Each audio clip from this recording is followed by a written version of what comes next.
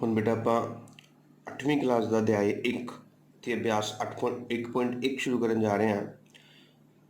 ਇਸ ਵਿੱਚ ਲਿਖਿਆ ਹੈ ਕਿ ਉਚਿਤ ਗੁਣਾਂ ਦੀ ਵਰਤੋਂ ਨਾਲ ਹੇਠਾਂ ਲਿਖਿਆਂ ਦਾ ਮੁੱਲ ਪਤਾ ਕਰੋ। ਯੂਜ਼ਿੰਗ ਐਪਰੋਪਰੀਏਟ ਪ੍ਰੋਪਰਟੀ ਫਾਈਂਡ ਦ ਫੋਲੋਇੰਗ ਨੰਬਰਸ।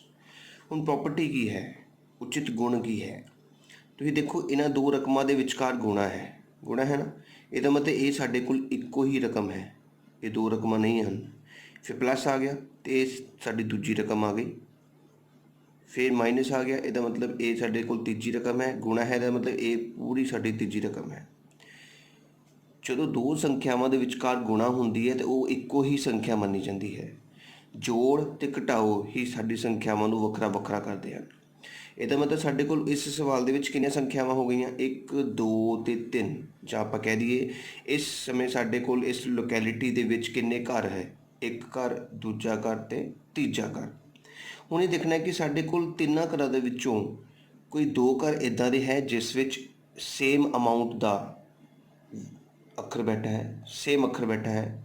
तो देखिया तो देखो 3/5 इस घर दा मैंबर भी है तो 3/5 इस घर दा मैंबर भी है। तो तुसीं पहलां ये दोने घर इकट्ठे लिख देने हैं तो तीजे घर नूं बाद विच लिखना है। देखो किद्दां लिखांगे? -2/3 गुणा 3/5 पहला घर।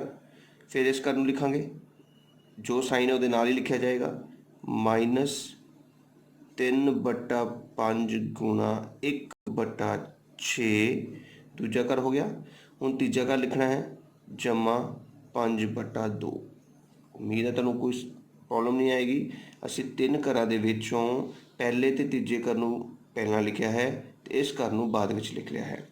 हुण इस दोने घरां दे विच जिहड़ी रकम सांझी सी उस रकम नूं असीं बाहर कढ लेना है, 3/5 ते एक ब्रैकेट लगा लेनी है। हुण इस घर दे विचों 3/5 बाहर आ चुका है, साडे कोल की बच गया है? -2/3।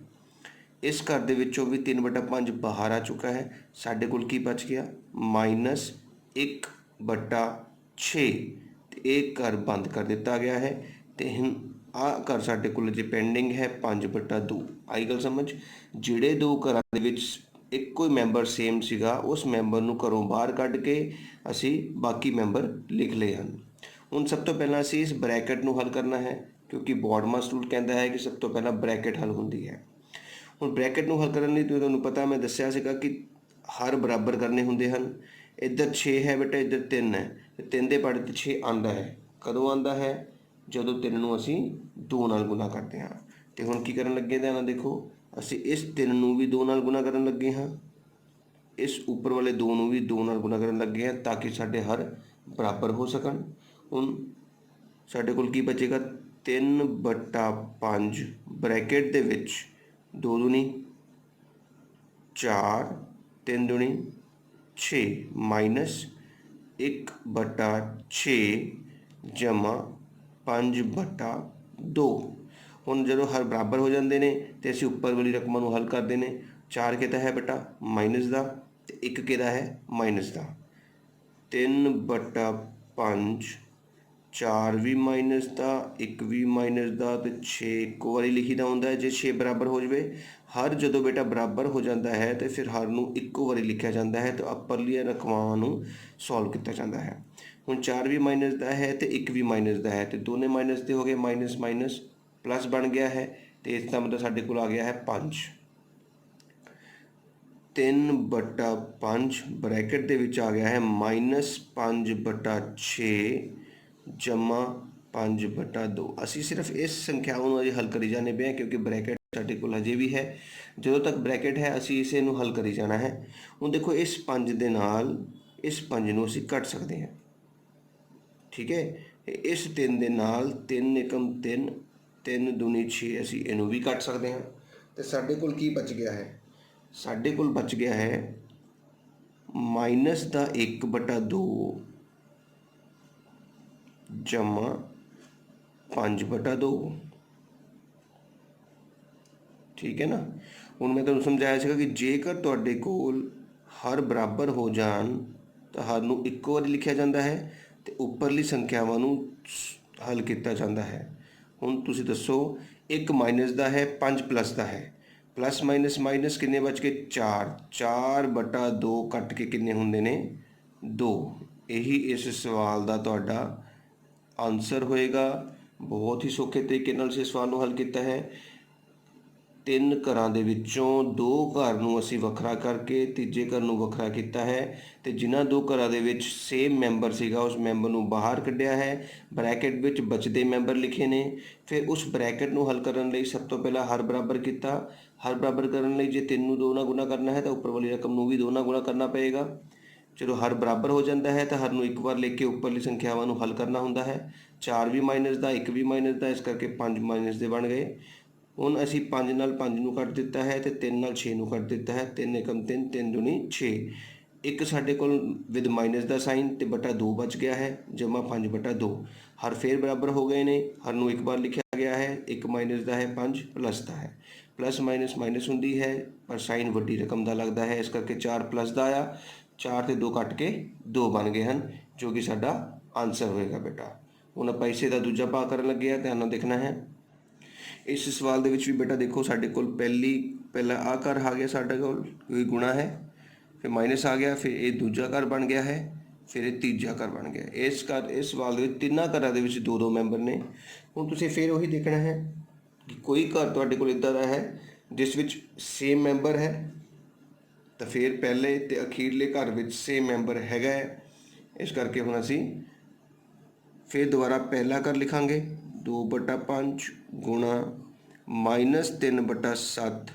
फिर तीजा मैंबर लिखांगे बेटा प्लस 1/14 गुणा 2/5। तो फिर असी अपना तीजा घर जिहड़ा रह गया बच गया -1/6 गुणा 3/2 लिखांगे। हुण असीं फिर अपने पहले तो दूजे घर दे विच्चों जिहड़ा मैंबर सेम है उस मैंबर नूं बाहर कढ़ांगे। 2/5 मैंबर बाहर आ चुका है, ब्रैकेट का साइन लग गया है। हुण 2/5 तो बाहर आ गया, की बच गया -3/7। तो की लिखोगे -3/7। फिर प्लस का चिन्ह, 2/5 बाहर जा चुका है, की बच गया 1/14, ब्रैकेट बंद। हुण तीजा घर साडे कोल की है -1/6 गुणा 3/2। इत्थे तक लगी समझ। सेम पहले सवाल की तरह ही किया है। हुण पहले ब्रैकेट नूं हल करन लई इत्थे 14 है तो इत्थे 7 है, तो तुहानूं पता है कि 7 नूं 14 बनाया जा सकता है, पर किहदे नाल गुणा करन तो बाद 2 नाल। तो इस तरह ही आपां 7 नूं भी 2 नाल गुणा करांगे तो उपर 3 नूं भी 2 नाल गुणा करांगे। तो हुण गुणा करके की आया साडे कोल देखो 2/5 ब्रैकेट माइनस दे 6/14 प्लस दे 1/14 माइनस 1/6 गुणा 3/2 नूं इसी तरह लिखी जा रहे हैं।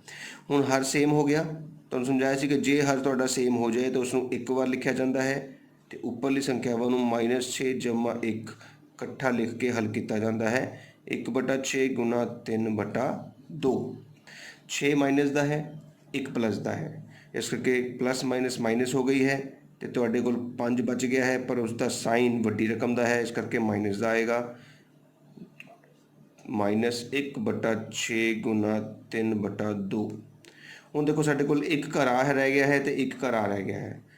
5 नाल 5 नूं कट्टिया जा सकता है, 2 नाल 14 नूं भी 2 सत्ते 14 हुंदा है, कट्टिया जा सकता है। इस तरह 3 एकम 3, 3 दूनी 6 इधर भी कटिंग की जा सकती है।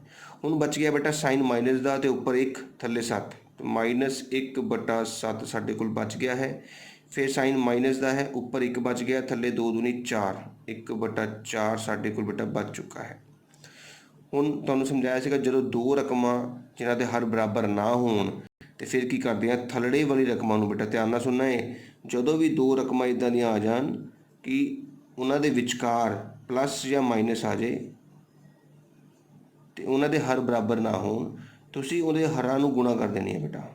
B गुणा D ते तिरछी गुणा D ने A कोल चले जाना है तो B ने C कोल चले जाना है। ये मैथड सौखा है बहुत। तो इधर देखो 7 नूं 4 नाल गुणा किया, 7 चौका 28, 4 चला गया 1 दे कोल, -4, 7 ਚਲਾ ਗਿਆ 1 ਦੇ ਕੋਲ, ਮਾਈਨਸ ਦੇ 7, ਮਾਈਨਸ ਮਾਈਨਸ ਬੇਟਾ ਪਲੱਸ ਹੁੰਦੇ ਹਨ, ਇਸ ਕਰਕੇ 11 ਬਣ ਗਏ, ਪਰ ਵੱਡੀ ਰਕਮ ਦਾ ਸਾਈਨ ਮਾਈਨਸ ਦਾ ਹੈ, ਤਾਂ -11/28 ਸਾਡਾ ਇਸ ਸਵਾਲ ਦਾ ਆਨਸਰ ਹੋਏਗਾ। ਉਮੀਦ ਕਰਦਾ ਹਾਂ ਤੁਹਾਨੂੰ ਪਹਿਲਾ ਸਵਾਲ ਬਹੁਤ ਵਧੀਆ ਤਰੀਕੇ ਨਾਲ ਸਮਝ ਆਇਆ ਹੋਵੇਗਾ।